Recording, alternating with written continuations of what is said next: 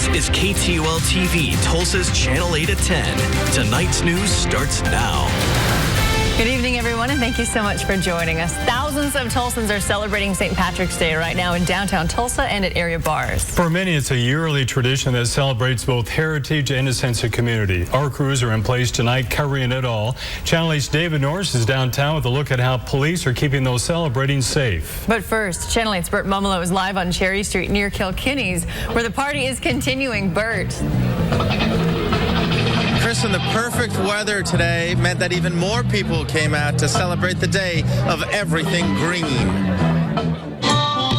The band is playing, the beer is flowing, and the crowds are once again gathered around Tulsa's Irish Embassy. Kilkenny's is a special place. This pub was named the 9th rated American authentic Irish pub in America. Authentic enough to attract a bona fide Irishman. We all play at Tulsa Roughnecks, so we're over here. We're visa players, like, yeah. For folks wanting to play dress up, a table full of props and a camera. So tell us about what you have here. We have a photo booth. A photo booth. And people come here and do what? Take photos. Take photos, I see. And they just dress up in different things? Yes, they dress up in different things. And people are willing to just put whatever on? Yes, they are. Thanks for explaining that.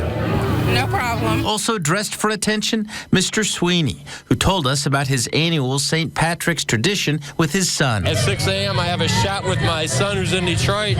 He's never missed a shot in his life. He's 30 years old. His first St. Patrick's Day, he was 9 days old.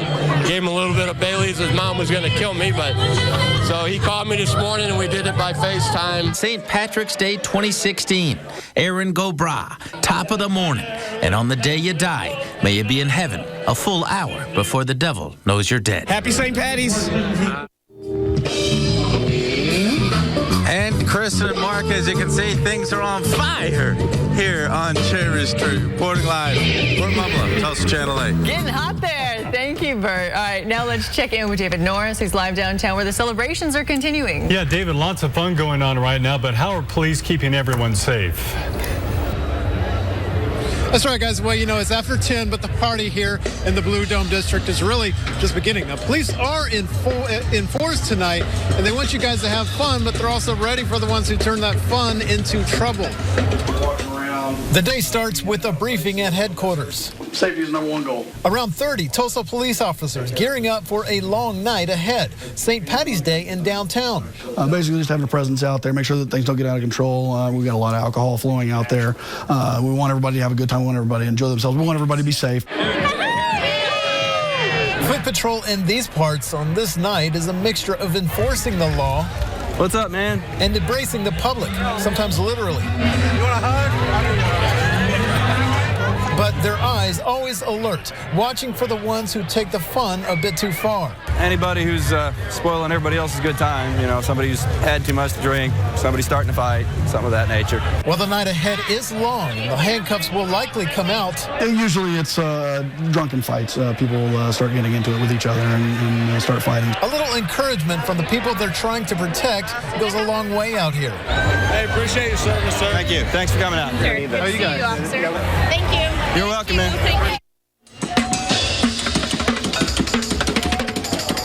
All right, this is Yasha. He's a pretty awesome drummer. I see him out here on a lot of things around downtown events, things like that. Anyway, I just had to give him one shot. So police, they got here around 7 o'clock tonight, and they said they're going to stay here until the party ends, whenever that will be. Reporting live in downtown, David Norris, Tulsa Channel 8. Now, your first forecast in the Oklahoma Ford Storm Center. And it would be a cold St. Patrick's Day if it was tomorrow, but luckily today with beautiful weather on this March 17th, but tomorrow is going to be quite opposite. As we look at HD Max 8000, we are tracking a cold front to the north of us. Cold air in the northern Great Plains is rushing our way, and that's going to arrive by tomorrow morning, and that's going to create some really chilly conditions. Right now in Tulsa, not bad, 57. A little cool in Bartlesville, 48. McAllister coming in at 57. Again, tomorrow, it's going to be a bit of a shock to the system as cold cold air moves back into the region. We'll take a look at tomorrow's forecast, plus a look ahead to your weekend in just a few minutes. Mike, thank you. Tonight, an update to breaking news we first brought you this morning. The Tulsa County District Attorney's Office, along with Tulsa police, say the 4 men accused in this morning's assault will now be charged with murder. Police say the victim has been identified as 41-year-old Joe Perez. Police say Perez was declared brain dead this morning around 10 o'clock. The 4 men responsible are now facing first-degree murder charges. The DA says they upgraded the charge for Ernest Edwards, Mummolo Northington, Tanya Hughes, and an unidentified 17-year-old to first-degree murder to prevent them from bonding out of jail. Tulsa police are issuing a warning to drivers tonight. Speed through a construction zone and you're going to pay. Tulsa police say that drivers are speeding through the construction zone near 81st and Riverside, and that's causing a safety concern for work crews in that area. There are speed limit signs along the road, but they say some drivers still aren't respecting them. Officers urge drivers who are in a hurry to just avoid the area, because in order to keep these workers safe, the best solution is to slow down.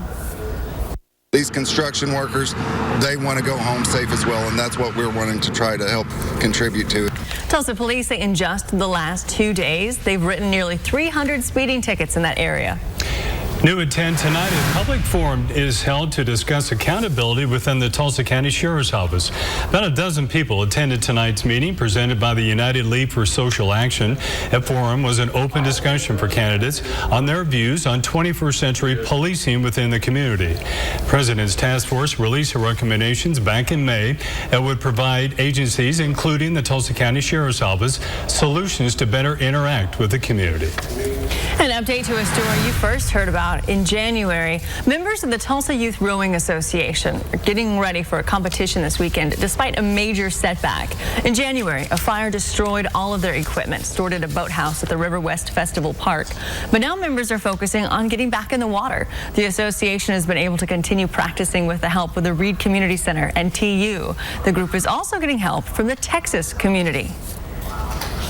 There's crews in Dallas who gave us ergs. There were crews in Dallas who waived our entry fees for a competition. They're right off the bat. They just said, you don't have to pay us anything. In fact, this weekend, we're going down there for free. They're not charging us our entry fees. And the clubs have said for every athlete that each club is racing, they're going to donate $5. And that entry fee is going to come to us rather than the people organizing the invite.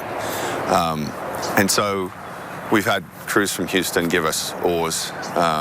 You know, we haven't quite painted them yet, but the kids are out there and they're rowing. Great to hear. We're told that insurance is only covering some of the damages. Tonight, the state jail inspector is taking a closer look at the Rogers County Jail because of overcrowding. State Health Department issued a warning to the jail, which has a capacity of 250 inmates. Right now, the jail is exceeding that limit with 253. Prisoners have been sleeping on what they call boats because there aren't enough beds to house everyone. The sheriff says they're housing mostly career criminals that cannot be released, but he says they're trying to minimize holding non-violent suspects. And we can find some band-aids to put on things right now. And as far as upgrading ankle monitor systems where we can put some people out, pre-releases, getting people out of the jail faster that, you know, that could be considered non-violent offenders. Jail has made some renovations for expansion and the capacity could be raised, but the sheriff says that's a decision for the fire marshal. Still to come, just a few hours left in the St. Patty's Day holiday, but that doesn't mean your luck has run out. We'll tell you about a special clover hunt taking place at a local park that could lead the way to some great prizes if you're lucky. Plus, it's not just about the luck of the Irish today, it's also about thanking veterans. We'll tell you about a special ceremony honoring those who served.